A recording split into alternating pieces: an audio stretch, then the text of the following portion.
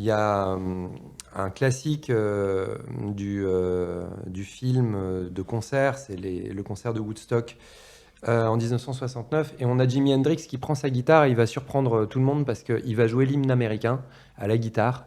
Mais en fait, avec la saturation de la guitare, il imite le bruit des bombes qui tombent. Évidemment, tout le monde comprend qu'il fait référence au fait que le gouvernement américain bombarde le Vietnam et tue des civils, des gens innocents. Tout le monde était au courant à ce moment-là. Il y avait déjà des grands mouvements de paix en fait pour s'opposer à cette guerre.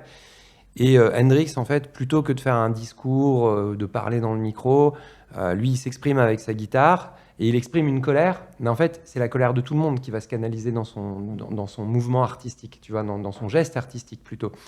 Et donc, il joue l'hymne américain. Et puis il le déforme en fait, il utilise la distorsion de la guitare, il utilise la disharmonie justement en fait pour faire passer une idée. Et il le fait avec un instrument de musique.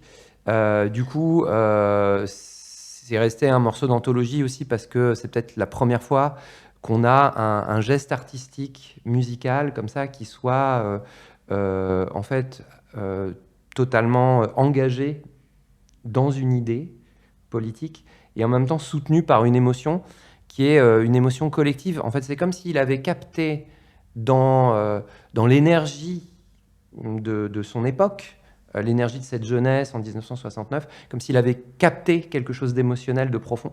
Donc qui est quelque part là, dans l'énergie. Un peu comme quand Bob Dylan, peu de temps avant, chantait La réponse souffle dans le vent. Ça avait été un tube aussi.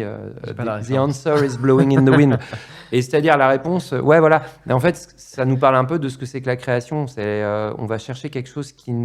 En fait, on filtre quelque chose qui ne nous appartient pas en propre, qui est de l'ordre de l'inconscient collectif. Et dans cet inconscient collectif, il y a quoi? Il y a de l'émotionnel. Alors, si tu as apprécié cet extrait et que tu veux en voir un autre, clique ici. Et si tu veux voir le podcast dans son entièreté, clique là.